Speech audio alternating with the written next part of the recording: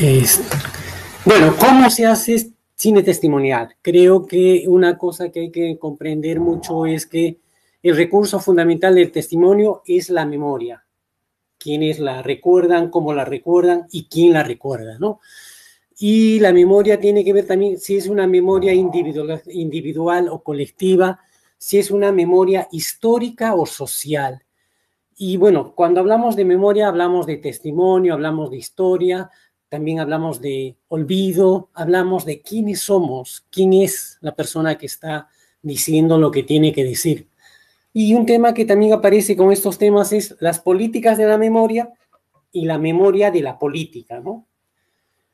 Y finalmente también los lugares van a ser como depósitos de memoria. No en vano manifiesto que yo soy de Pumacanchi, en un lugar donde no llegaba la carretera, y eso significa una manera de ver el mundo también. Y que el testimonio y la memoria un poco han sido abordados por la antropología, la sociología, la ciencia, la política, la filosofía, la historia. Y otro tema que va a aparecer más adelante es el análisis del discurso. ¿Quién lo dice? ¿Cómo lo dice? ¿Por qué lo dice? ¿O qué cosa olvida? ¿O qué cosa es mucho más relevante cuando se presenta un tema? Entonces, la memoria producirá recuerdos y la historia conocimiento. Esto quiero que lo tomen en cuenta porque vamos a discutirlo más adelante. Algunos debates que se han presentado con estos temas es que la historia se ha asociado a la objetividad, la verdad y la ciencia. Por otra parte, la memoria o el testimonio se relaciona con lo emotivo, lo falso y lo subjetivo. Entonces, memoria, cuando hablamos de memoria, hablamos de un testigo que pretende que se le crea la razón por la que estuvo en un lugar. Y en la historia hay una búsqueda de la verdad que no consiste tanto en revivir el pasado tal y como sucedió, sino en explicarlo. Y finalmente nuestra historia es una suma de verdades parciales en continuo movimiento. Y la historia finalmente también no está inscrito en piedra, ¿no? Sino va reelaborándose, imagino la arqueología, la antropología, los documentos hacen que tengamos cada vez una mirada más compleja o finalmente incluso podamos decir que eso no fue así como inicialmente se creyó. Entonces, la memoria producirá recuerdos y la historia conocimiento. Yo voy a un poco presentar el caso del cine también, estas experiencias, porque el que haya hecho cancha y también la hago habiendo mirado otras películas que un poco abordan este tema. Y un poco en este contexto, en la historia del cine, es fundamental Nanook el Esquimal, que es una producción de 1922 de Robert Flaherty, sobre la tribu inuit en Canadá, y un poco muestra la vida en esa época en un lugar tan inhóspito, distinto, difícil a lo que se veía en las zonas urbanas, ¿no? Y es un poco pionero también porque el padre de la antropología, Malinowski, escribe un poco, relata, hace una crónica de la vida de los argonautas del Pacífico Occidental, también en ese mismo año, 1922. Entonces, quiero destacar esto porque es, digamos, una primera aproximación desde el cine a lo que es el testimonio, a un poco la vida de otras culturas, de otras personas, ¿no?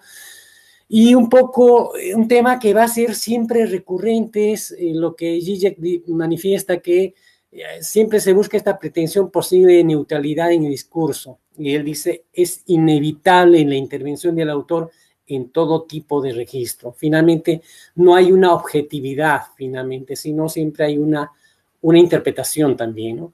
Y que el tema del testimonio está muy ligado también al cine documental por una parte, como este caso de Nanook, que se cree que es el primer documental de la historia, y por otra parte al cine de autor, que justamente recurren al testimonio, ¿no?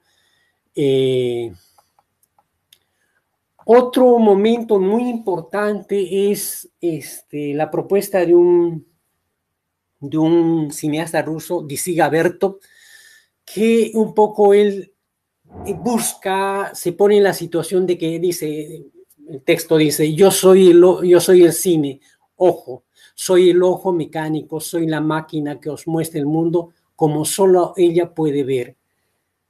Bertov lo que anhelaba de manera utópica era un poco la posibilidad de que él, como sus ojos, tuviera incorporado una cámara de cine. No olvidemos que en esa época las cámaras eran pesadas, necesitaban un soporte y aparte era el sonido, entonces no era posible pensar en una cámara como la que tenemos actualmente, sino eran unos equipos bastante pesados y esta pretensión que buscaba Bertov no era posible, ¿no? Entonces, esto de que estuviera incorporado como tus ojos, eso no era posible. Más adelante veremos también un poco cómo esto va a ayudar un poco cuando hablamos de que la cámara nos ayude un poco a salir a la realidad y ser parte de la realidad, ¿no? Es lo que pretende buscar Disiga Bertov, este cineasta ruso, hasta que aparece otro cineasta, Jan Ruch, que trabaja en Nigeria durante 60 años. Él era ingeniero civil, estuvo trabajando y hasta que al final lo llama el cine y al final es el que empieza poco menos a poner a prueba un poco lo que buscaba Disiga Bertov, esta idea de que la cámara sea parte de que tuviera esta movilidad que tenemos nosotros cuando caminamos y nos relacionamos con el mundo en que estamos, ¿no? Entonces, y hay un tema que me parece fundamental que manifiesta Jan Ruch. Jan Ruch manifiesta que su cine propone una antropología compartida. Es esta idea de que al final, y también un poco es parte de lo que en Francia se conoció como el cinema verité, o el cinema de verdad, o el cine directo también, ¿no? Y él un poco plantea como unos principios de cómo hacer cine. Él manifiesta que es necesaria una autocrítica, una autoconciencia y una observación participante y después agrega, debe haber retroalimentación que podría generar etnodiálogo. Y él un poco empieza a decir, porque un poco él empieza a utilizar además, a sincronizar la cámara con el sonido, y él habla de que es un cine oído mecánico. Además, él propone que sea participativo. Y a él no le interesa ocultar los recursos que utiliza el cine, sino para él lo que él dice es que la realidad hable por sí misma y se revele. Entonces, él no oculta que está con una cámara. Cuando cuando les hablaba de Nanook el esquimal, tenían que entrar a un iglú, pero como los equipos eran grandes, lo que hicieron fue hacer la mitad de un iglú y hacer como partirlo para que la cámara pudiera registrar eso. Entonces, ahora podemos ingresar a un iglú seguramente con una cámara porque es una cosa compacta, pero en esa época no se podía, ¿no? Y un poco él también propone la improvisación colectiva, esta idea de que las personas empiecen a participar en la película, sean también directores. Y lo que él propone también es, alguna vez hace una película donde muestra cómo se cazaban los hipopótamos y al último le pone música clásica y la gente le dice, oye, pero ¿cómo vas a hacer esto? Porque los hipopótamos al escuchar la música clásica se escaparían. Entonces empieza a considerar Jan Rush que había que considerar también el sonido ambiental, el sonido de la localidad y que al final deberían ser parte de la producción los mismos sujetos que están siendo filmados. Y él nos propone finalmente, y cuando habla de esto del etnodiálogo, él empieza a hacer sus películas y cree que hay un momento distinto cuando muestras la película y también filmas cómo reaccionan las personas. Y eso cree que es importante, ¿no? Porque finalmente estamos hablando de un periodo de colonización. Los franceses estaban en África y se creían superiores y entonces Jan Rush, para romper eso, habla de que debe ser una antropología compartida, ¿no? Posteriormente voy a tratar, bueno, me parece importante, sugerente, que al último también, cuando les hablo de estas personas es para que ustedes conozcan su producción y un poco también lo tomen en cuenta para cuando se animen a hacer cine testimonial. Agnes Barda. Ella un poco nace de la fotografía, ella hace el documental, la ficción y viceversa. Ella hace los docudramas, la autoficción, Y ella un poco, más adelante voy a comentar, voy a tomar algunas de sus frases que ella misma manifiesta y explicar un poco su estilo, ¿no? Ella, finalmente, la primera película es como un ensayo que lo hace y gana un premio en Cannes, porque finalmente no tenía, había como reglas claras establecidas de cómo hacer cine y ella las rompe todas, ¿no? Ella es curiosa y al último, teniendo la cámara, se mete en los lugares, a las personas y un poco lo que dice, como creadora busco crear una representación y siempre como telón de fondo quedará la realidad. Ella está consciente de que no es la vida, sino va a ser una representación. Y lo que ella manifiesta más adelante, no se puede competir con la vida, solo recrearla. La misión del artista es recrear su ritmo, su desesperación. La vida no se puede controlar. Fue la inconsciencia la que movió, dice, me pongo al servicio de la gente a la que filmo, tengo ojos para ver y orejas para escuchar. Soy un poco traviesa y me divierte ver cosas que la gente no percibe. Quizá entonces un detalle que me parece muy importante, también sugerente cuando hablamos de hacer cine, es que podemos decir que hacer cine significa ser curioso, estar atento, ver más allá de lo que está ocurriendo y relacionarse con las personas. Ella manifiesta, elijo personas a las que normalmente no dan las palabras. Ella no está interesada en mostrar la vida de los ricos, de los famosos, sino de la gente que no tiene voz. Y ella ha dado voz a mucha gente que antes no veíamos, ¿no? Gente que vive en las calles, y bueno, además es una cineasta que que reclama un poco los derechos de la mujer, ¿no? Entonces ella es una cineasta feminista, ¿no? Falleció en el 2019 y bueno, ha tenido una vida y un trabajo inmenso. Entonces yo les invito a que conozcan el trabajo de Agnes Barda, que es francesa, ¿no? A continuación, para nuestro tema, me parece sugerente, bueno, la importancia que tiene el testimonio, un poco, yo creo que lo explica el texto que titula Me llamo Rigoberta Menchú y así me nació la conciencia, que es un poco escrito por una antropóloga venezolana, Elizabeth Burgos, que también es esposa de Regis Debray, que fue un francés que estuvo con el Che Guevara en Bolivia y que, bueno, estaba en los temas de la liberación de los pueblos en estos años de los 60, 70. Rigoberta Menchú llega a París a los 23 años y un poco da su versión de lo que ocurrió en Guatemala. Para los que no saben, en Guatemala se desapareció a 200,000 personas. Y estoy hablando de pueblos indígenas de Guatemala que una guerra interna, bueno, de violencia política, los desaparecieron y un poco ella da su testimonio. Este testimonio se convierte en un premio Casa de las Américas en 1974 y en 1992 es premiada como Premio Nobel de la Paz, justamente como una mirada a lo que viven los pueblos indígenas del mundo.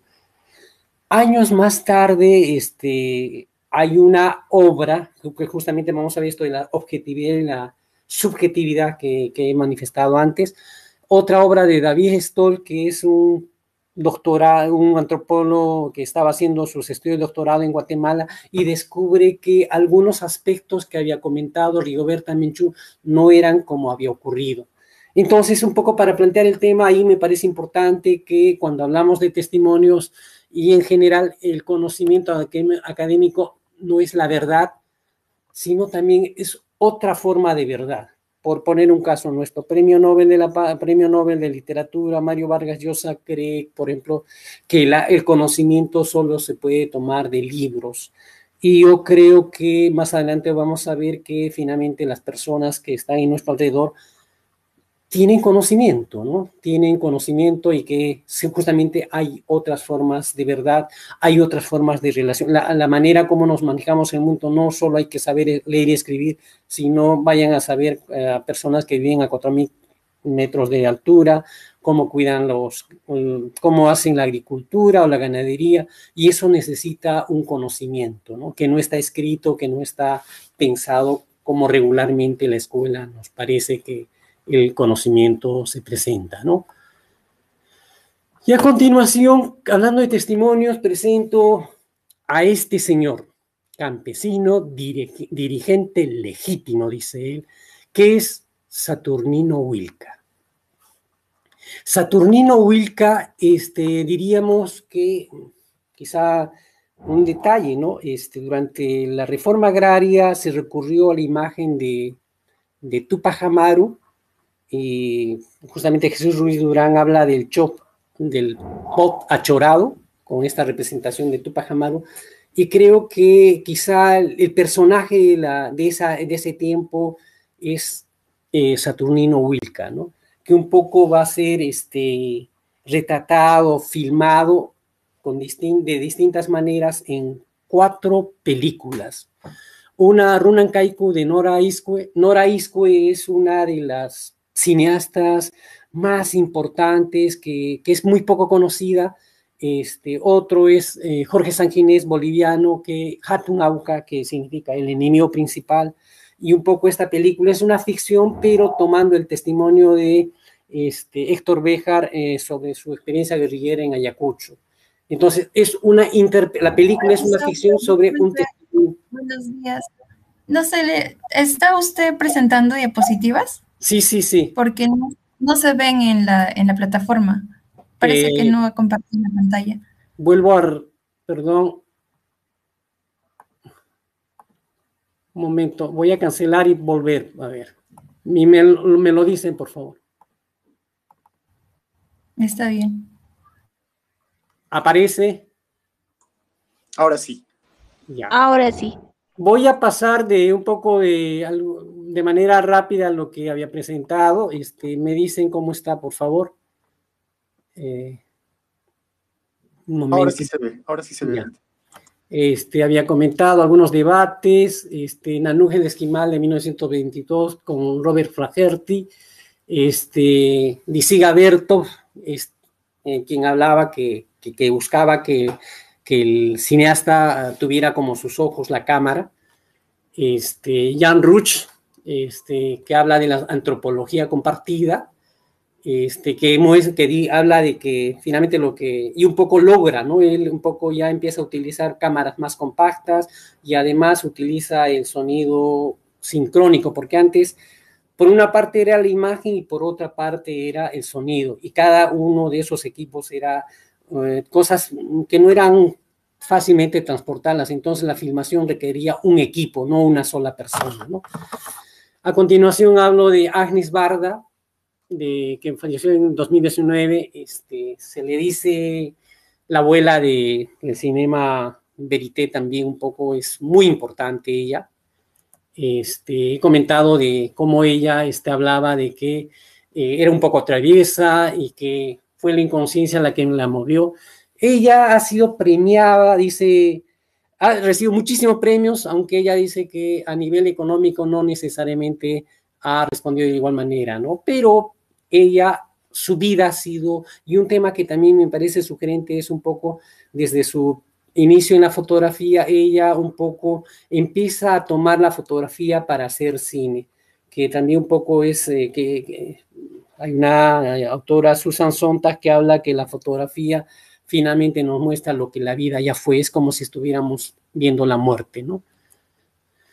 Les hablaba de Rigoberta Menchú, el testimonio de Elizabeth Burgos, que la llevó a que fuera Premio Nobel de la Paz en 1992, y la réplica a esta obra, que fue la de David Stoll, un antropólogo doctorando en Guatemala, de Estados Unidos, y que un poco cuestiona o manifiesta que hay algunos detalles que no son como aparece en el libro, ¿no? Y justamente les decía que el conocimiento académico no es la única verdad, sino es otra forma de narrar la historia o la verdad.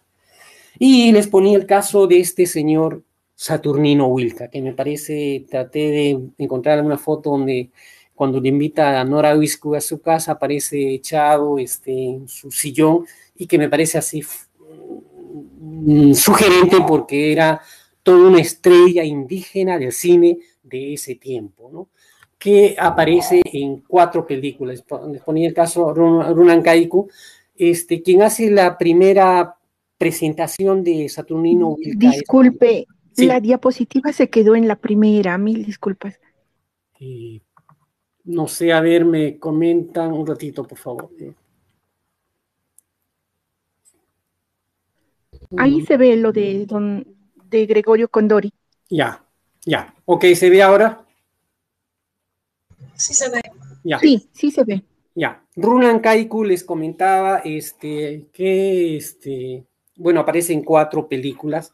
Runan Kaiku, que es el testimonio de Nora Disco, un poco que lo trabaja con Hugo Neira. Hugo Neira trabajaba, para los que no conozcan, en el SINAMOS, en el Sistema Nacional de Movilización Social del gobierno revolucionario de Tupac Amaru, y un poco para comentarles que también fue una película premiada en Alemania, pero que no se presentó porque un poco se ocultó, y creo que para los que no lo conozcan, yo los invitaría a que lo vean en internet, ¿no?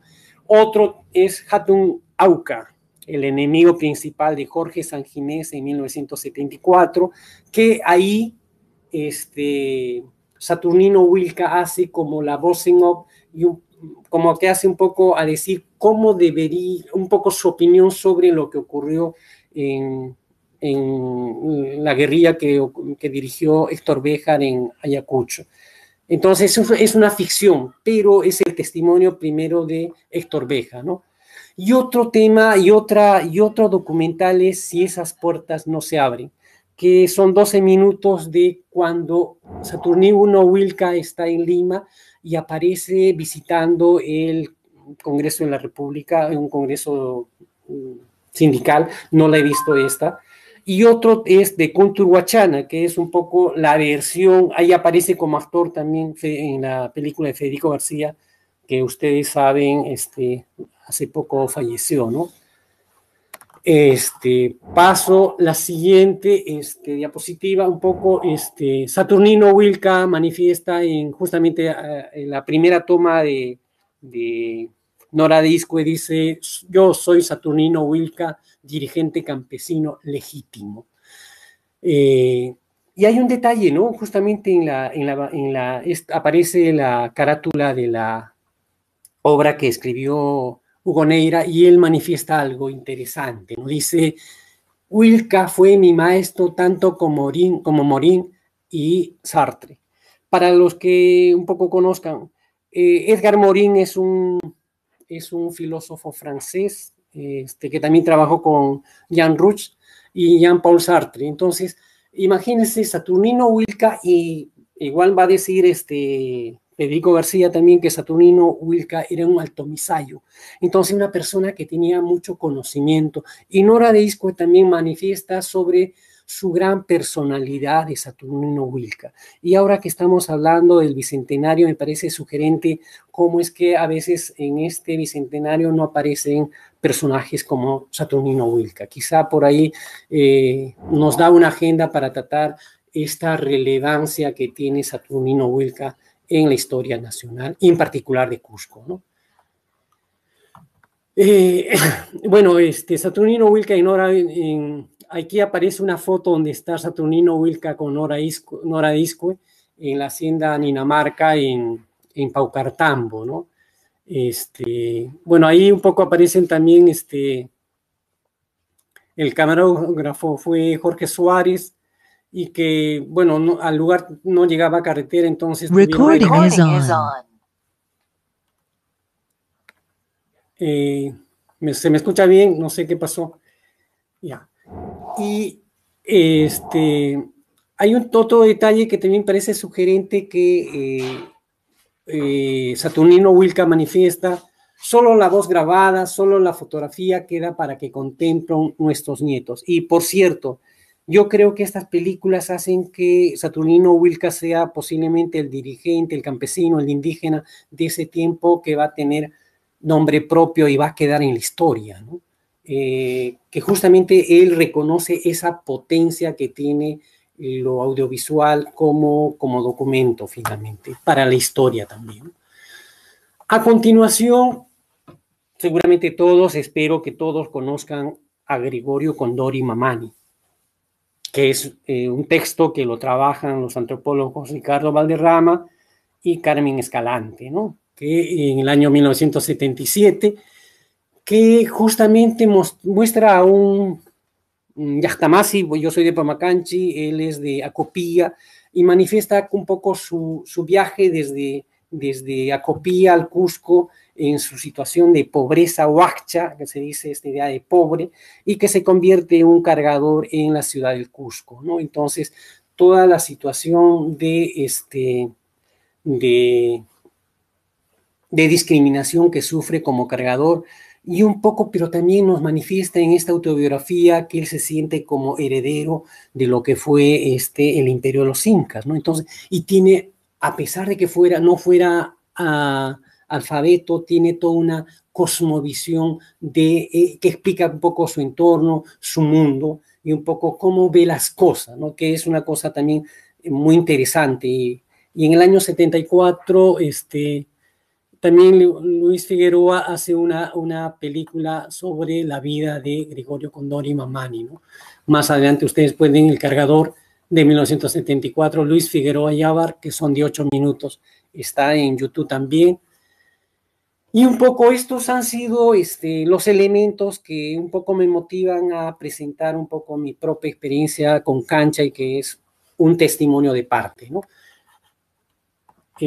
Para eso un poco los insumos para mi testimonio son, he vivido la experiencia de migración de San Juan, Pamacanchi, Cusco y Lima.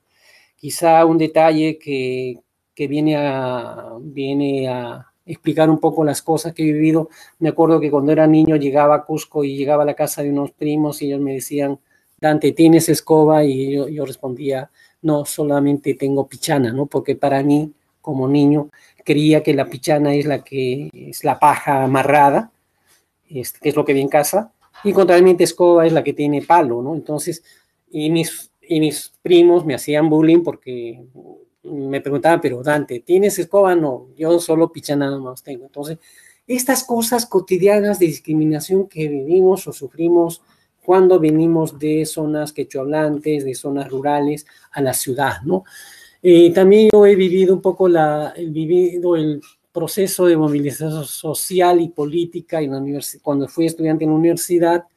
En el año 91 fallecen mis padres, y en el 93, bueno, aquí es un detalle anterior, en el 93 hay muchos cusqueños que hacen la peregrinación al Señor de Huanca caminando, ¿no?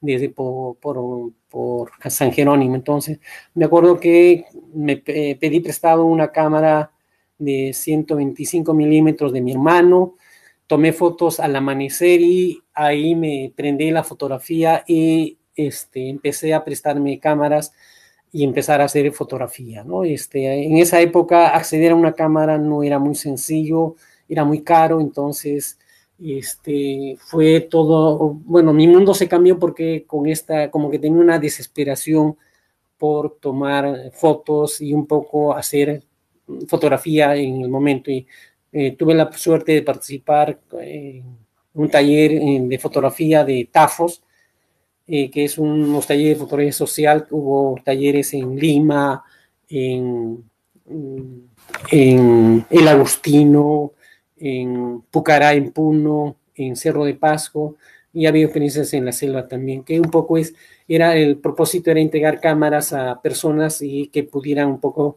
fotografiar su entorno, ¿no? También en Ocongate, alguno de los fotógrafos de Ocongate ganó un premio, por ejemplo, en Casa de las Américas, haciendo un poco la fotografía del embarazo de su esposa, ¿no? Y justamente esta idea de que, bueno, creo que la fotografía es una herramienta también que testimonia el entorno donde vivimos, ¿no?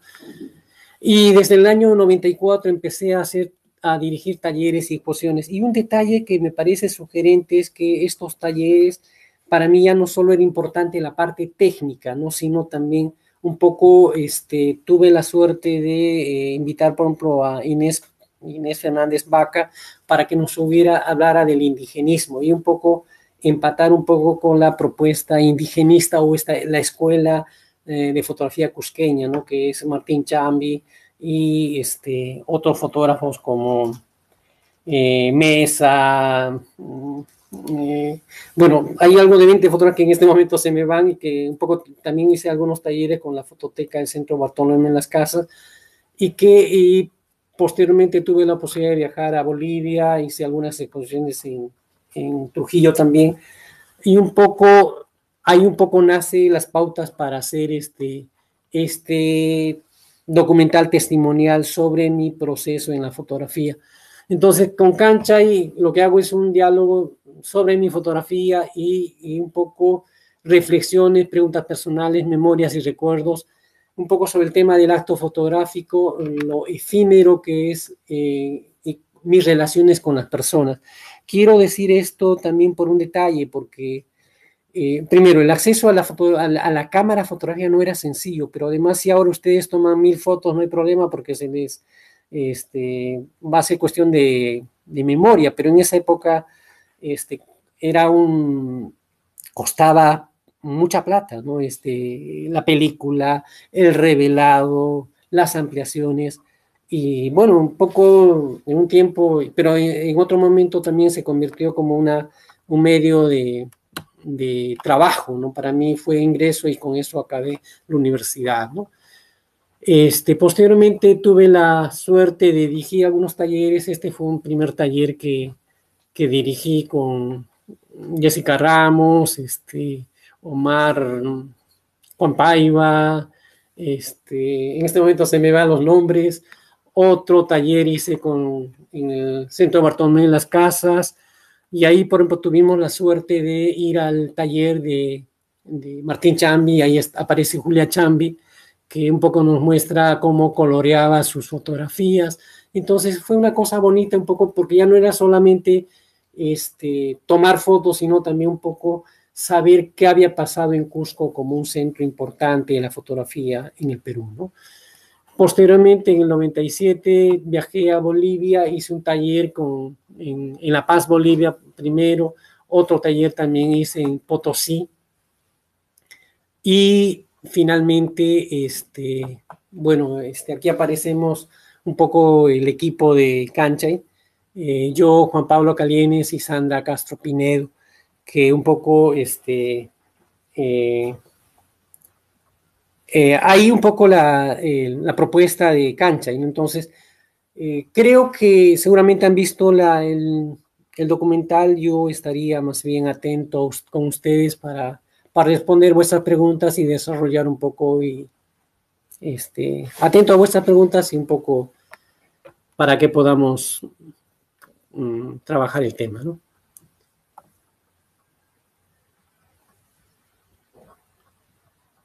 Alberto, ¿me ayudas? No sé, ¿quién me...? Por favor, sí, si alguien tiene alguna pregunta.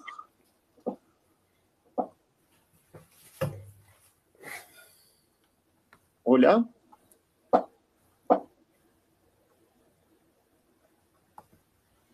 Hola. Chicos, ¿están ahí? Sí, ¿me escuchan? Sí, eso sí se escucha. Por favor, si alguien tiene alguna pregunta, alguna intervención. Sí, yo quisiera hacer una pregunta. Me gustaría saber cuál fue el proceso de la recopilación de datos que iban a presentar en el documental y la organización de los mismos. ¿Cómo fue todo ese proceso? Eso me gustaría saber. Gracias. Bueno, en principio, yo creo que una cosa que sí hay que una cosa que hay que precisar es que el cine también es un trabajo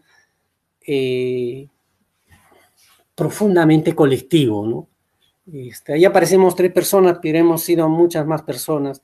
Una persona en la cámara, y en la película seguramente van a ver que había, por ejemplo, tuvimos que recortar algunas fotografías, revisar mi archivo fotográfico y claro, toda película, sea ficción o sea documental o sea testimonial, en general creo que hay que tomarlo que es una investigación. Y un detalle que creo que hay que recalcar es que tenemos que decir una historia. Entonces, una historia tiene una presentación, tiene un desarrollo y tiene un desenlace. Más o menos, entonces, quiero decir eso. Queremos contar algo que pasó. Una persona era pobre, ¿qué hizo para que fuera rica? Una persona sufría y qué pasó para que fuera feliz. No sé, entonces, en mi caso fue hicimos algunas tomas y un poco tratar de ver qué cosa y cómo podíamos contar esta historia que tuviera como un desenlace. Ahora, en este caso yo creo que no es un desenlace, más bien es preguntarse, ¿no? Estoy pensando, yo creo que para mí particularmente la fotografía es una manera de encontrarse con la gente.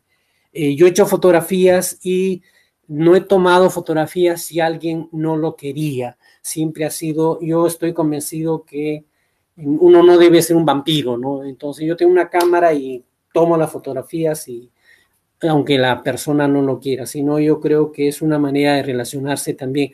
Y claro, lo planteo, es lo que pienso, pero posiblemente mis imágenes, mi archivo podría decir lo contrario también, pero es mi testimonio también, ¿no?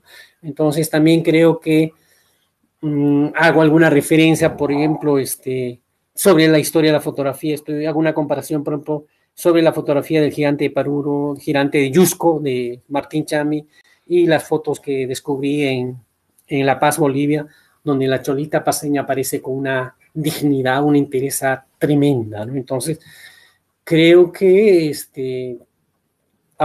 entonces, bueno, yo hacía una cosa, pero el equipo un poco me decía, Dante, está bien, pero como que queda en el aire. Entonces, creo que esta posibilidad de trabajar en equipo también te dice si lo que estás proponiendo se entiende desde el espectador. Entonces, toda posibilidad de cine de ficción, documental, creo que el que sea validado un poco por terceros, un poco ayuda a que se pueda contar esta historia, que sea fácil. Ahora yo creo que en mi caso lo que he tratado un poco es, ahora para muchos incluso ya no conocen que es una película, entonces aparecen los negativos, aparecen las hojas de contacto, que es la impresión de las fotografías con el tamaño de los negativos, aparece un proyector de diapositivas, no sé si alguno conoce, por ejemplo, César Vivanco es un fotógrafo que hacía los diaporamas, que es justamente las diapositivas con imágenes, y un poco hace la historia de los santos en Cusco, y un poco hace películas de manera utilizando las diapositivas con los proyectores de diapositivas, ¿no? Entonces, y claro, también conseguimos las diapositivas, que son elementos que ahora uno ya cree que no existen, pero son parte de la historia. Yo podría decir que mi gran archivo es en negativos, ¿no? Hay otra pregunta también por el chat. Cristina Peña pregunta, ¿para hacer cine documental se debe iniciar por una investigación? Siempre, siempre. El cine es justamente tuve la suerte de hacer un taller de cine y se manifestaba que toda película, les decía, sea documental, ficción, es una investigación, ¿no? Por un detalle también, claro, pero en eso también quizá Agnes Barda, que les he presentado, ella dijo que a sus 25 años que hace su primera película había visto 3 o 4 películas, no tenía referencias, entonces, pero con la cámara hizo lo que le vino en gana. Un poco ahí esta idea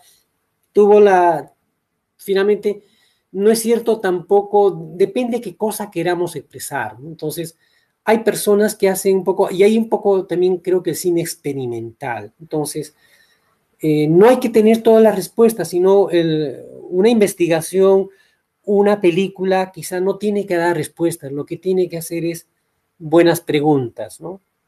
Generar controversia, generar preguntas interesantes y no responderlas necesariamente. Entonces, pero sí es una investigación, ¿no? Pero lo que les digo, pero hay cineastas que un poco han marcado y han hecho incluso innovación precisamente porque no tomaron en cuenta los cánones, ¿no? Sino rompieron las reglas más bien, ¿no? También nos pregunta Edgar Manuel Pariona, ¿qué relación hay entre el cine testimonial y el cine documental? En tal caso, ¿cuál sería la diferencia? Hay cine documental, bueno, lo que al principio manifestaba, el cine documental o el cine de autor tiene un fuerte componente testimonial. En el cine de autor no es lo mismo hacer para la ruta de los Avengers. Ahí el director tiene que romper un poco su subjetividad personal y un poco mostrar lo que ya pide la gran empresa. Entonces, y ahí, entonces, no se presta la improvisación. Tanto así que hablan de que los diálogos, todo ya está pauteado, ¿no? Entonces, creo que el cine documental también nos permite plantear otras miradas. Quizá esa es su fuerza, su vitalidad, ¿no? Un poco nos permite ver más allá de lo que normalmente estamos viviendo. Y ahí tiene que ver, justamente Jan Rus hablaba de la importancia que tiene un poco el registro, el cine etnográfico, porque para darnos cuenta de que no todos vemos de la misma manera. No es lo mismo vivir como Nanook el esquimal en la Antártida que en Acomayo, que en Acopía o en la selva, ¿no? Entonces, cada uno condiciona una distinta manera de ver, relacionarse también con el entorno, ¿no? Acá hay dos preguntas también, Dante. ¿Qué es más importante transmitir? ¿La historia o el sentimiento? Y por otro lado también nos preguntan, ¿cuál sería el uso del guión? El guión es una pauta y yo creo que el guión ayuda muchísimo un poco. Y claro, lo que les decía, sí, el cine sí no es una cosa personal, es una cosa colectiva. Entonces, yo creo que hay cine emotivo. Estoy pensando, Huayna si lo han visto, no es una película que nos habla, a veces nos dice, debe haber esto, no nos da una moraleja, pero nos hace condolernos, ¿no? Nos hace sentir un poco, nos motiva.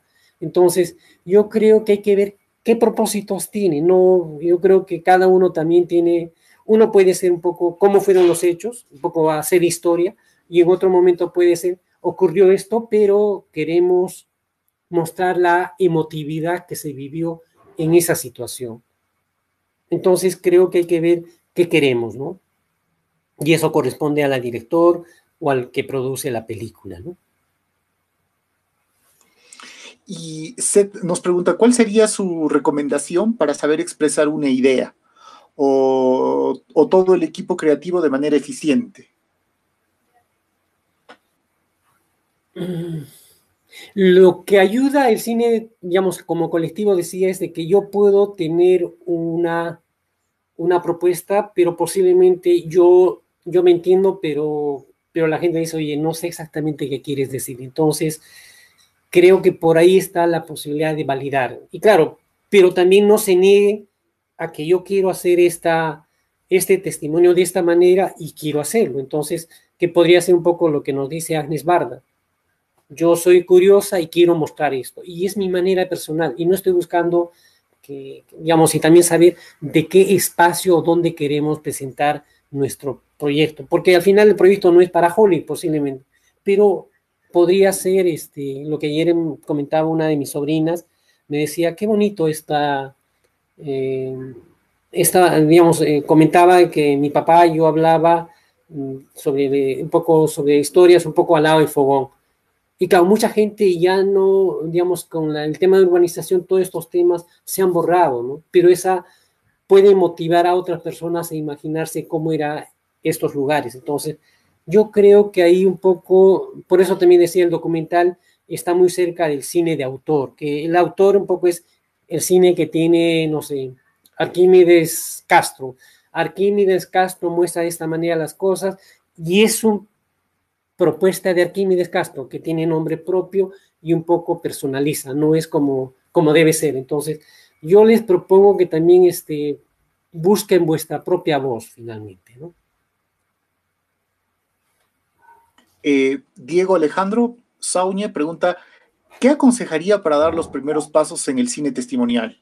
¿Por dónde empezar?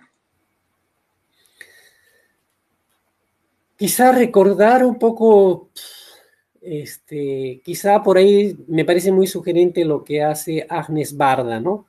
Agnes Barda hace la película, pero también tiene una relación intensa con las personas a las que filma. Yo más o menos he viajado un poco, creo que he viajado más o menos a muchos lugares del Perú, y una cosa que sí he tenido es de que tengo mucha curiosidad y me acuerdo, por ejemplo, por contarles un caso, ¿no? Yo cuando viajé, he hecho el viaje desde Mazán hasta, ¿qué se llama la ciudad? Cabo Pantoja y hasta una ciudad que está en Ecuador, que son 3 días de viaje en el Napo. Y justo estaba leyendo en ese tiempo por primera vez Las 3 mitades de Inomoxo, que es una obra de César Calvo. Y César Calvo entrevista a los chamanes de la selva, un poco sus experiencias, y cuando empiezo a hablar con la gente en el bote que caminaba, en el bote en que estaba, y todas las historias que ellos comentaban, justamente estaban en Las 3 mitades de Inomoxo. Entonces, esta idea lo que manifestaba a las personas, tenemos mucho conocimiento, ¿no? El que no vayamos a la escuela, el que no vayamos a la universidad, es otra cosa, pero las personas guardan mucho conocimiento. Alguna vez viajé igual de San Martín, de Tarapoto al puerto, ahí no me acuerdo, pero una persona me hablaba de la toma de ayahuasca, y claro, al último te das cuenta toda esta cosmovisión que guardamos las personas. Y claro, en ese sentido yo sí lo que considero es, quizás si queremos hacer testimonio, veamos en nuestro entorno, que al último pues mi papá, mi amigo, mi vecino, son personas que tienen una vida, una experiencia, y que justamente ellos pueden ser un poco, que además no hay que hacer mucho, sino descubrir esta persona que tiene algo que decir y un poco darle la posibilidad de hacerlo a través de esta película que estamos imaginando, ¿no?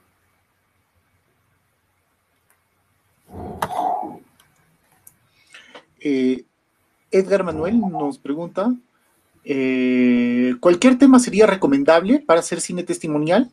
¿Cómo va el cine testimonial en el Perú?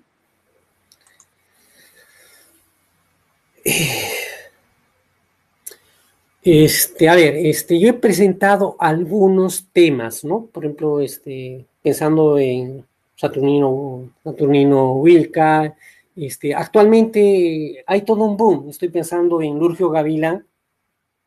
Para los que no conozcan, ya ha sido, bueno, un poco habla su testimonio en Ayacucho, que también ya ha sido llevado al cine. Ahora, yo estoy pensando, claro, no tenemos testimonios un poco de gente divertida. Estoy pensando en el Mimo, ahí no me acuerdo ahorita en este momento, Arenas, otro testimonio también de Renber Yahuarcani, que es sobre las comunidades, sobre los pueblos Huitoto en la Amazonía. Ahora, quizá nos falte un poco la mirada urbana también de los mestizos, porque, claro, lo que dicen pronto es que Saturnino Wilca aparece como un agente de modernidad, porque en 1970 y tantos se está hablando del sindicato, ¿no?, campesino. Contrariamente, Gregorio Condori Mamani sería un proletario informal, un informal que trabaja en la ciudad, y un poco va viendo cómo funciona la ciudad. Entonces, habría que ver también los testimonios de la gente que vivimos en la ciudad y que vemos que la ciudad no es pareja, que en la ciudad también convivimos muchas personas que no vemos las cosas de la misma manera. Un detalle que me parece en ese sentido manifestar. Lima ya no es como antes. Lima es una ciudad quechua hablante, shipibo hablante, aymara hablante, ahuajún hablante. Entonces uno se va a Cantagallo y es una embajada de la Amazonía, pero la Amazonía es mucho más que los shipibo con Imo.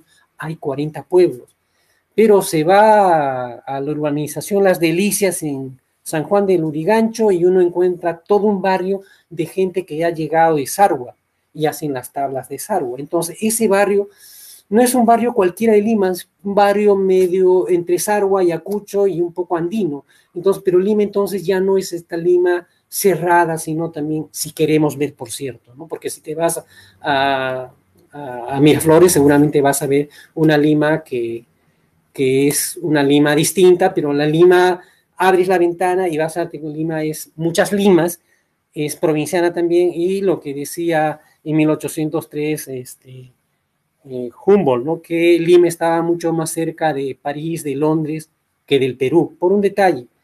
Humboldt no llegó por el mar, sino llegó por la parte andina, entonces pasó por Ecuador, por Colombia, que era un viaje así inhóspito, ¿no? Entonces, quizás si tuviéramos una marginal de la sierra, tendríamos esta mirada más compleja de lo que es el país también. Y una cosa que sí me parece sugerente manifestar es el Perú es un continente, ¿no? Tiene diversidad social, cultural, geográfica. Entonces, creo que falta comunicar, falta transmitir toda esta diversidad que somos el país. Estoy pensando en Cusco. Yo soy de la parte del río Apurímac, pasas al frente, al otro lado están los chumbivilcanos y tienen una mirada del mundo distinta, ¿no? Ocongate es otro caso, La Pampa de Anta es otro caso, Quillabamba es otro lugar. Entonces, fíjense solo en Cusco cuántos testimonios de estas diversas culturas se puede comunicar. Yo creo que ahí es inagotable finalmente, ¿no? Realmente interesante, Dante.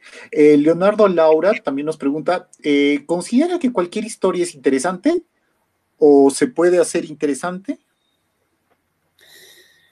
Creo que al último lo que tenemos que preguntarnos es qué quiero decir, ¿no? Entonces, hay gente que quiere hacer una película, partamos quizá por un detalle, ¿no?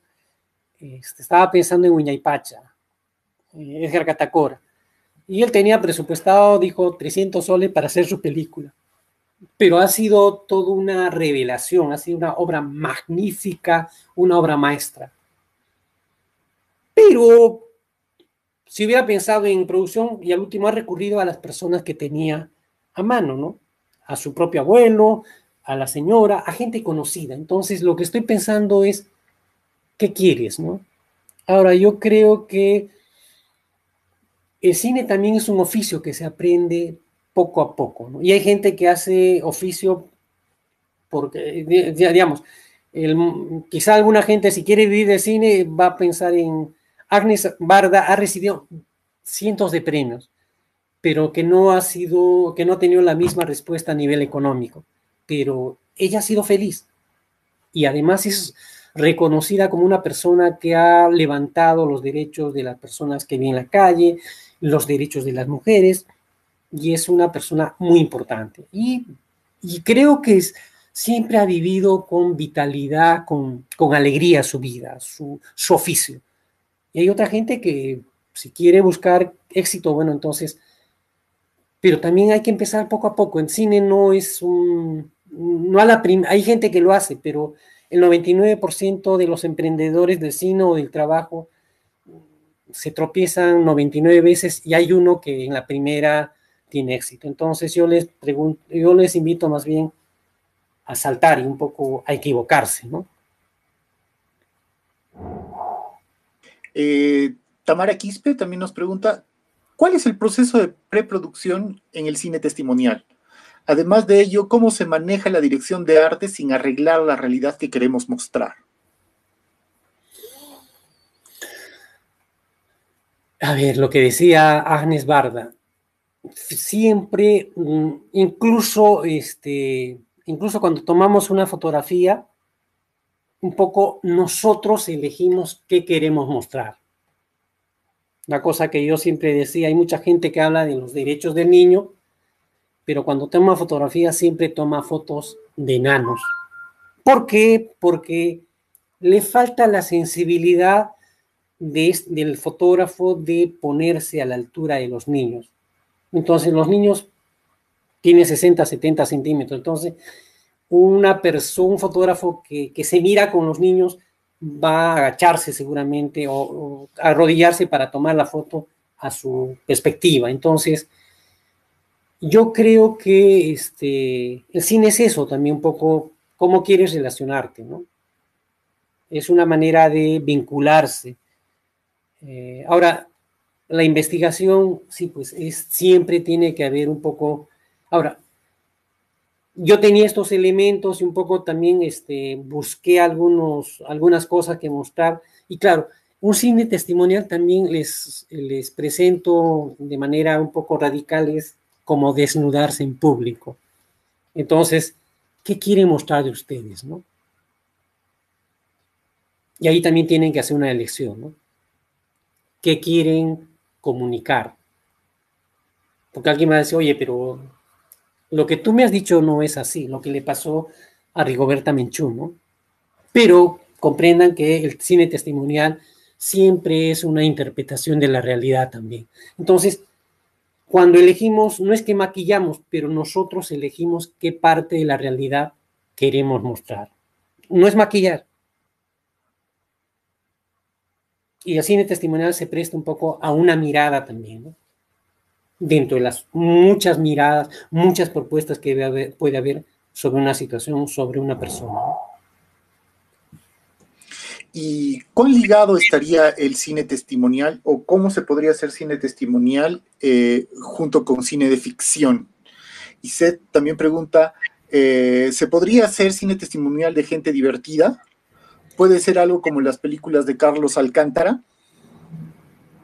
Por supuesto, con la diferencia de que Carlos Alcántara toma los estereotipos de siempre para mostrar que es también un poco lo que hemos conocido a través de Al fondo hay sitio, ¿no? Yo siempre, para mis amigos de Cusco, para mis amigos aquí en Lima, decía que era un pampañaupa, ¿no? Y claro, esta idea de que, digamos, en el país vivimos un profundo racismo, muchas discriminaciones, entonces, cuando los apellidos originarios deberían ser motivo de orgullo, apellidar Anca, Águila, debería ser una cosa que nos llene, porque además es águila, ¿no? Entonces, no sé, entonces, estoy pensando, yo creo que hay gente divertida. Y bueno, justamente lo que decía, veamos cómo más bien, estoy pensando esta idea de la persona liberada de sus complejos, ¿no? Claro, y porque digamos, Alcántara hace el pata criollazo que rompe y no deja de mirarse, de sentirse bien, mirándose al espejo, ¿no? Y un poco, aparentemente muestra cómo va subiendo a entrar en otros espacios para ser aceptado. Yo creo que hay que hacer, digamos, a ver, César Ramos, un antropólogo que ha trabajado mucho con personas andinas y amazónicas, hizo un coloquio, Lo Cholo en el Perú, con 300, que movilizó algo de 300 personas en la Biblioteca Nacional, y se invitó a artistas, a empresarios y a mucha gente que descubría o asumía su condición de cholo, no como estigma, sino soy y qué. Creo que entonces debemos hacer otra versión de Carlos Alcántara, un poco que muestre un país más inclusivo, más respetuoso, que es lo que queremos finalmente también, ¿no? Y Cristina Peña también nos pregunta, ¿se puede vivir haciendo cine? ¿Se podría decir que el cine es rentable? Como en el cine o como en muchos trabajos, yo creo que saben todos ustedes el boom de la gastronomía peruana. Ya ven que en esta situación hay mucha competencia, entonces el cine también hay mucha competencia, pero sabiendo qué hacer. Yo estoy pensando, claro, yo he hecho fotografía y si solo me hubiera dedicado, digamos, a hacer fotografía de matrimonios, posiblemente no hubiera vivido mal, hubiera tenido muchos más ingresos, pero me gustaba, me interesaba hacer fotos que nadie me las iba a pagar. Y ahí queda mi archivo. Entonces, creo que es una opción personal, entonces siempre hay posibilidades. Hay algún amigo fotógrafo que vive en Juliaca y decía, yo quiero irme a Cusco, pero en un momento se dio cuenta que el mercado cusqueño no pagaba como en Juliaca. Entonces dijo, yo hago fotografía, pero la hago en Juliaca. Entonces, creo que hay que ser sinceros, qué es lo que uno quiere y hacerlo de esa manera, ¿no? Quiero para esto, quiero vivir bien, y claro, es aprendizaje de la técnica, un poco también, seguramente aprender qué es lo que hace que mi trabajo sea valorado, ¿no? Entonces también seguramente ya no es solo la cámara, sino también equipos de luces y también la manera como cuento las historias, ¿no? Y claro, hay gente que hace cine de matrimonios y puede hacerlo aburrido, pero hay gente que lo hace divertido. Pero también hay técnicas que te dicen cómo aprender para que esto, y un poco hay como unas modas también, ¿no? En el cine también, ¿no? Y para que sea uno exitoso o que la gente demande tu trabajo, ¿no? Eso, yo creo que es una búsqueda también, ¿no? Randy Ray Navarrete nos pregunta, yo apenas estoy ingresando al mundo del cine cultural y los documentales. ¿Qué debo tomar en cuenta como principios básicos?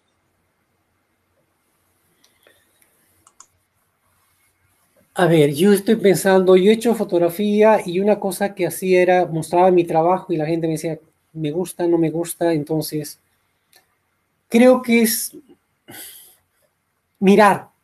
El mundo estoy haciendo una cosa, hay un señor crítico de arte de cubano, Gerardo Mosquera, que habla, un poco antes se hablaba del arte latinoamericano, y él dice que con la llegada de Internet lo que ahora uno hace es, no sabes, hay gente que en la China, en Vietnam, donde llega Internet aquí en el Perú también, puede estar conectándose a maneras culturales, a modas culturales que uno no se imagina. Entonces, como que el Internet te rompe todas esas fronteras. Entonces, lo que habría que hacer es más bien, mirando toda esta posibilidad, no cerrarse a aprender, a mirar, a conocer, pero también tener una voz propia, ¿no?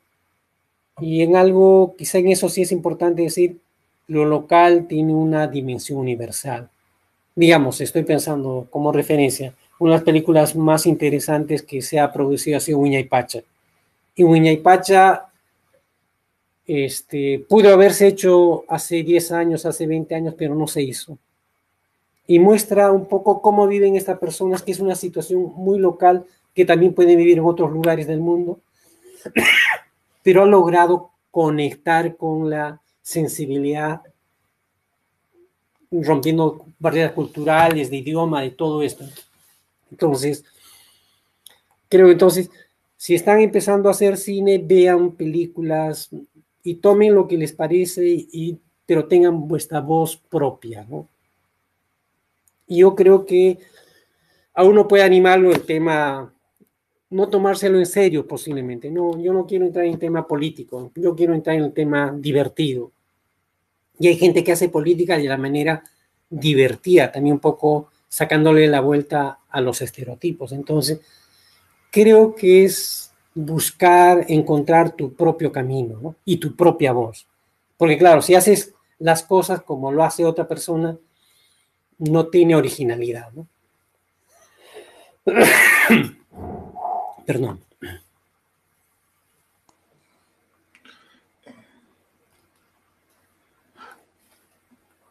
Fabiola Ballesteros pregunta, ¿puede el contenido del cine testimonial ser igual o más crudo que el del cine neorrealista? A ver, el neorrealismo fue una propuesta que hicieron en Italia, que es después de la Segunda Guerra Mundial. Y lo que ocurre es que antes de la Segunda Guerra Mundial había estudios, como en Hollywood, y se dan cuenta que no tenían recursos, que no tenían plata, no tenían todos los requerimientos de los grandes estudios que un poco te creaban escenarios para hacer las películas. Y lo que hace el realismo italiano es sale a la calle y empieza a hacer cine con lo que hay. Entonces, una cosa que también siempre decía, mucha gente no hacía fotografía porque no tenía la cámara que creía que eso iba a hacer, mejorar la calidad de la imagen. Y en mi opinión, una cosa que decía en este taller de fotografía es la mejor cámara que existe es la que uno tiene en la mano, ¿no? Y entonces, animarlos a que con la cámara que tengan, atrévanse a hacer cine. Ahora incluso desde su celular, ¿no? Entonces, y un poco también, justamente alguien decía no arreglar la realidad, pero finalmente también podemos hacer que la realidad sea nuestro escenario, sin límite. Y más bien un poco ver cómo lo presentamos o desde dónde lo presentamos, ¿no? Yo creo que el cine es un patio abierto, ¿no? Entonces creo que más bien lo que hay que invitar es a que prueben, ¿no? Que se animen a caminante, se hace camino al andar finalmente, ¿no? También preguntan, ¿cuánto peso le darías al aspecto técnico en la realización del cine testimonial? A ver, yo en el cancha, digamos, he contado con un equipo, 3 personas y también es el equipo del otro documental. Hay algunos talleres que los hacen, yo fui parte de eso y presenté la propuesta y la llevamos a cabo. Entonces, uno es la imagen, pero ahora muy importante y otra cosa que no hemos manejado mucho es el tema del audio, ¿no? Entonces, el registro de audio es muy, muy importante. Entonces, yo creo que cada vez más, hablaban de equipos Tascam, una marca, pero ahora ya no interesa la marca, sino los equipos tienen una calidad muy aceptable y no son caros. Entonces, creo que cada vez el cine se hace más asequible, ¿no?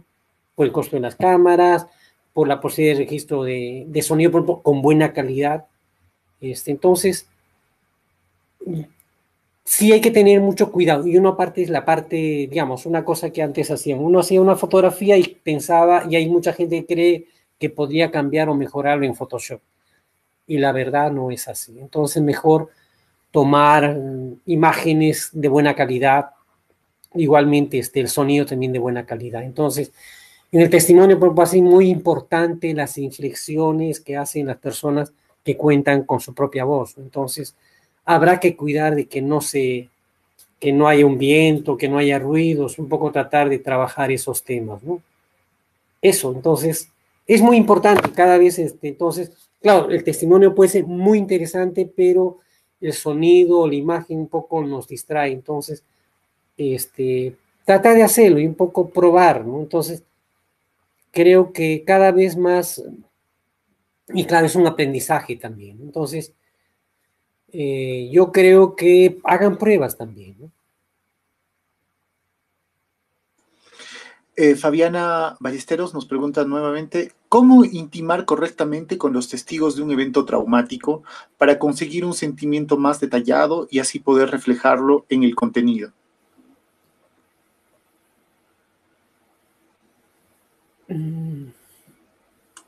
A ver, yo estaba pensando, mucha gente creía que para hacer fotos tenía que hablar. Y, bueno, en mi caso yo tengo la facilidad de que hablo quechua. Y el quechua es como una dimensión de intimidad muy importante, ¿no? Cosa que no es lo mismo, por ejemplo, en Ecuador. En Ecuador hablas quechua y claro, la gente no te habla. En Perú yo creo que tenemos también algunos valores interesantes. Uno habla quechua y como que adquiere una intimidad con los quechohablantes muy, muy interesante. Entonces, la intimidad tiene que ver, pero estoy pensando, Nora de Iscue no hablaba quechua con Saturnino Wilca, y hay una foto que no pude conseguirla donde está en su sala de Nora Eastwood echado, recostado, Saturnino Wilca, pero parece que hubo una relación bastante, muy cercana de Nora Eastwood con Saturnino Wilca. Entonces, creo que la intimación es, la mirada puede ser una manera, hay miradas de respeto, de consideración, y hay miradas de desprecio, de sentirse mejor que el otro. Entonces, creo que cuando nos relacionamos, hasta la mirada tiene una dimensión que a veces no nos hemos dado cuenta, ¿no? Entonces, quizá quieres intimidad, quieres cercanía, entonces habla como si hablaras a tu papá, a tu mamá, ¿no? A veces olvidamos eso, ¿no? Que el otro podría ser mi papá, podría ser mi mamá, mi hermano, ¿no? ¿Cuánto nos recomendarías ir a hacer una entrevista con un documento ya más o menos establecido o como una entrevista ya más o menos estructurada? Justamente el guión te ayuda a eso, ¿no? A estructurar, digamos, a tener como siempre el guión es fundamental porque justamente, y claro, nos pone en situaciones, sabemos qué va a pasar y un poco, pero también no cortarla, ser flexibles, ¿no? Porque estoy hablando de un tema y al final te das cuenta y descubres que eso que imaginabas de esta persona que esperaba su testimonio, él tiene mayor fuerza en otro tema. Entonces, tener la flexibilidad de un poco estar atentos también durante la filmación, que de repente yo pensaba hacer este testimonio sobre este tema, pero creo que es más importante por este lado, ¿no? Entonces, tener esta flexibilidad, pero el guión siempre nos ayuda un poco a tener un poco un mejor control, ¿no?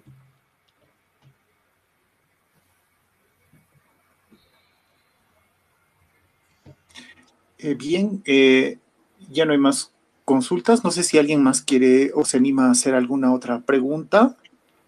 Aprovechemos que Dante está con nosotros. Yo quiero hacer una pregunta. Sí.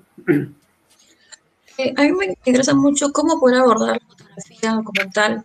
No, o sea, ahora cuando he estado con experiencia en campo, el tema de la fotografía te roba el alma. Yo he sentido, por ejemplo, esa parte de fotógrafos, ¿no? Que toman a las personas de diferentes pueblos indígenas como objetos de estudio, ¿no? Entonces, cuando abordan la se acercan de esta manera, ¿no? Cuán importante es, Dante, que de repente también es como lo comentaste al principio, era cómo pedir permiso para poder tomar la fotografía y también cómo reconocer a la persona que está siendo tomada, ¿no? Si se usa esta imagen en una publicación, en un espacio, que es importante reconocer de dónde es, ¿no? Algunas cosas que ahora yo, bueno, si pudiera volver, tengo un archivo fotográfico, imagino, tengo un archivo, ¿no? Entonces estaba pensando, ahora mirando para atrás, digo, tal persona, por poner un caso, en el documental aparece un señor con su cámara fotográfica en Abancay y no sé su nombre. Entonces, creo que uno es la mirada, uno es el respeto, pero también un poco registrar datos del lugar, de la fecha, en qué momento, en qué circunstancia. Si tenemos este gusto documental, tener estos datos anotados, tener una libreta de apuntes, ¿no? Y claro, una cosa, a ver, alguna vez hice un trabajo para la OMPE, me acuerdo, y por falta de información, en vez de, fui a Mantaní, y yo imaginaba que hablaban aymara, y no, hablaban quechua, entonces llevé materiales en aymara. Entonces, esta idea, ahora con Internet, más o menos podemos adelantarnos a saber información previamente, ¿no? Documentarnos, que es también una manera de ser respetuoso, ¿no? Digamos, no es lo mismo un pueblo shipio con Ivo que un aguajón. Entonces, antes de entrevistar a esta persona, si pudiera leer a través de internet, de otra información, sobre estos temas, o algunos temas sensibles también, entonces ayudaría, ¿no? Pero tampoco una cosa que puede ocurrir es que al final ya he leído mucho, digamos, de una cultura y voy y hago la entrevista con esta persona para confirmar lo que ya sé. Entonces, quizá estoy actuando mal porque creo que esta persona como que nada tiene que decirme de nuevo. Entonces ahí también es una falta de respeto quizá, ¿no? Entonces aprender a pesar de que somos parte de una cultura, las personas también somos únicas, ¿no? Y un poco el testimonio justamente su fuerza es en eso, ¿no? En mostrar personas únicas, ¿no?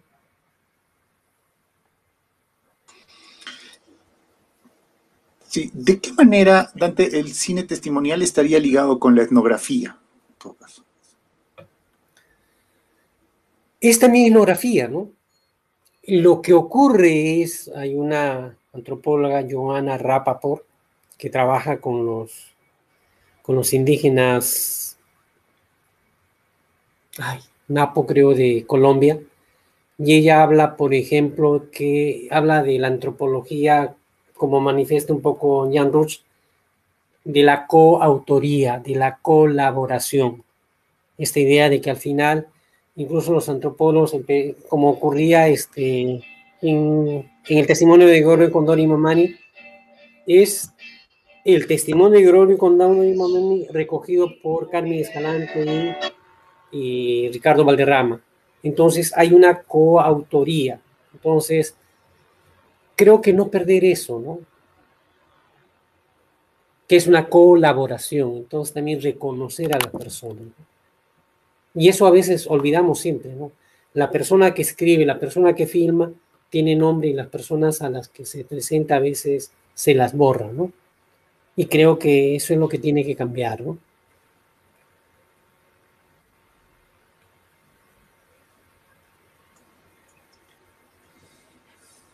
Bien, ¿alguien más quiere hacer algún comentario, alguna pregunta a la exposición de Dante? Buenas tardes, profesor. ¿Se me escucha? Sí. Quería consultarle el cine documental. ¿Cuántos minutos puede demorar? O también se puede separar así como un cortometraje o un largometraje. Hay cortometrajes de 2 minutos, 10 minutos, 20 minutos. Hay un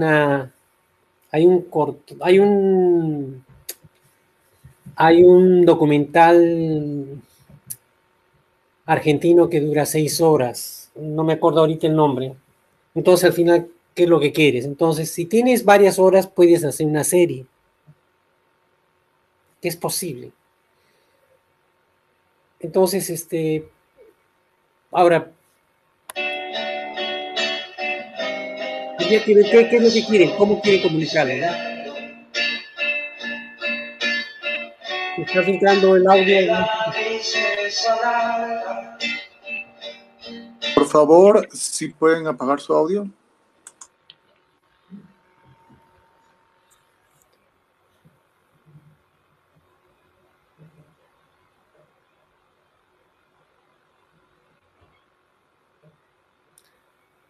Creo que, Alberto, quizá por ahí puedes manifestar, bueno, no, creo que no haya límite, ¿no? Pero incluso el ministerio ya está promocionando que se pueda hacer series, ¿no? Si por ahí hay algo interesante, ya no en 2 horas, sino para hacerlo en 4, 5, 6 capítulos, ¿no? Bueno, sí, ¿no? Yo creo que lo que nos has mostrado antes es que el cine tiene muchas posibilidades. Como decías, es un patio abierto, ¿no? Uh-huh. Y lo que nos has mostrado ahora es una posibilidad interesante. A mí me llama la atención algo que dijiste, ¿no? Es algo que podemos hacer incluso con nuestros teléfonos celulares. Por supuesto. ¿Tienes alguna experiencia de cine testimonial que se haya hecho con celulares que hayan utilizado esa tecnología? En la Municipalidad de Lima hay algunos videos que se han hecho testimoniales con esto del COVID. No me acuerdo el nombre, pero creo que es Descubre Lima. Y justamente por ejemplo, me acuerdo, por donde he hecho algunas patrimonializaciones de danzas en Guamalís, en Yata. Y me acuerdo que hay un señor que hizo, por ejemplo, que creo que sobre cómo no pudo viajar porque su mamá falleció durante el COVID, ¿no? Durante la pandemia, ¿no? Y hay documentales que están publicados, creo que en la página web de la municipalidad, y algunos están hechos en celular. Yo creo que hay muchas posibilidades, entonces creo que lo que les invito a probar, les invito a manifestar y un poco. Y otro detalle, ¿no? Hay gente que a veces estoy pensando, hay gente que cuenta sus historias y lo hace que te hace vivir. Entonces, digamos, ese registro debería ser bien, el registro de audio debería ser una cosa impecable y un poco ver cómo vestir a nivel de imagen seguramente, pero también los audios también creo que a veces creemos que los audios también son una manera de contar historias, entonces para algunos vean que también uno puede ser el texto escrito, otro puede ser el audio solamente y otro el tema de las imágenes, entonces creo que no hemos todavía aprovechado suficientemente las potencialidades de contar historias solo como audio, ¿no? Como sonido. También hay que explorar eso, ¿no? No cerrarse.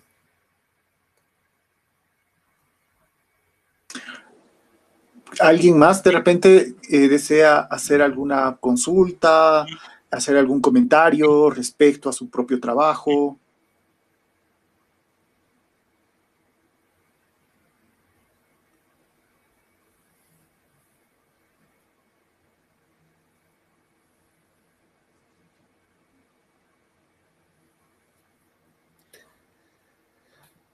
Bueno, creo que ha sido un gusto trabajar con ustedes y, bueno, sería animarlos a que se animen, se tiren a la piscina y tengamos más películas personales con una mirada original, que creo que, y hacerlo además en todo, en quechua, en aymara, en las jergas que seguramente hay en Cusco, en Arequipa, en Lima, o en estos encuentros, ¿no? También veamos eso, ¿no? Que el mundo es muy diverso, ¿no? Igual, Dante, desde Cine Suyo, agradecerte, desde la Dirección de Cultura de Cusco, agradecerte por participar con nosotros, por estar con nosotros en este importante taller. Creo que para todos ha sido muy enriquecedor, sobre todo en una situación coyuntural como la que estamos viviendo en el país, ¿no? Donde nuestra diversidad muchas veces es ocultada, ¿no? Y esta diversidad, en vez de hacernos sentir felices y orgullosos, muchas veces es utilizada para marginarnos, ¿no? Para mantenernos a un lado. Creo que visiones como la tuya nos abren los ojos, nos dan caminos para explorar y para manifestarnos y para buscar una voz propia que pueda salir desde un contexto local, ¿no? Que pueda expresar una visión local propia, auténtica, una diversidad creativa, que también esa es la verdadera riqueza de nuestro país, nosotros mismos. Y creo que ahora, evaluando todas las experiencias, todos los ejemplos que nos has dado de cómo construir el cine testimonial, creo que son herramientas importantes para el trabajo de todos desde las profesiones distintas que podamos tener, ¿no?